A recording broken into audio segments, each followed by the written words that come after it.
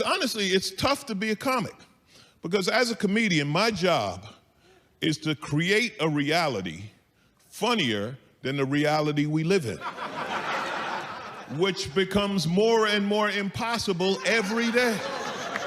I'm a news junkie, right? I like reading the news. I read a story in the news. I'm not making this up. You can look it up for yourself. It said that a man was run over by a lawnmower while chasing his son with a chainsaw.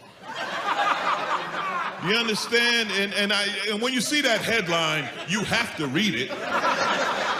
You can't be like, oh, I don't care what happened. No, you have to. The family, they'd been feuding, and the father was chasing his son with a chainsaw, right? And he slipped in the grass, and his son was like, oh, and turned the lawnmower around and ran his ass over. And I'm like, I can't be funnier than that. That's Bugs Bunny. That's straight out of a Tom and Jerry cartoon. Oh, excuse me a minute. Somebody was supposed to have this open. Now I'm gonna make the opening act do it. So I feel better about me. Yeah, when I walk out there, my water better be open.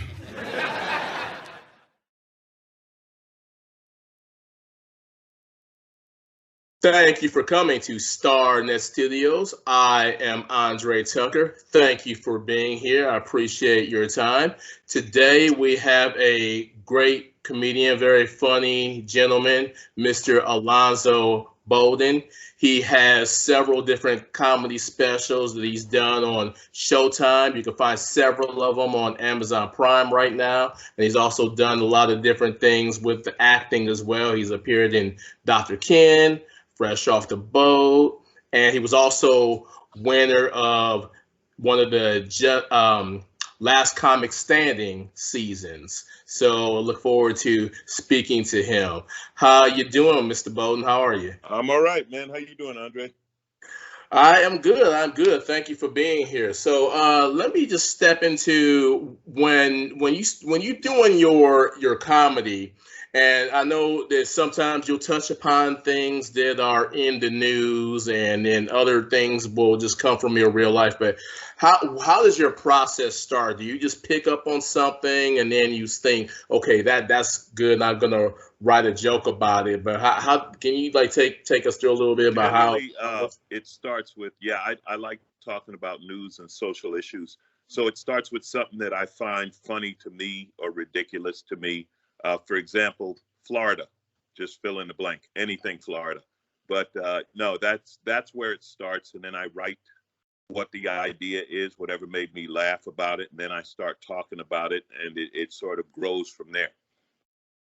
All right, good. Now, let me ask you this. So what was first for you? Because I mentioned that you are done comedy and you have done acting, but your comedy, I mentioned quite a few things that you had done there, and you even did some things on Power Rangers and things like that. So how did things really get started for you? Did you start, with the acting auditions, or did it go into the comedy?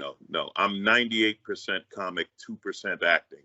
I did some voices on Power Rangers. I did voices for monsters, and that came about because my day job in the beginning of my comedy career, I was a truck driver for Power Rangers, and they heard my voice and they were like, hey, you could be a monster. And I was like, sure. I've done some long ago. I'm talking 20 years ago. I did acting classes, but it's really not my thing. I get roles now and then.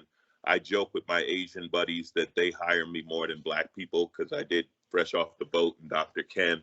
Ken Jeong's an old friend of mine, but it's 98% stand-up, 2% acting, and a half of 1% voiceover. Okay.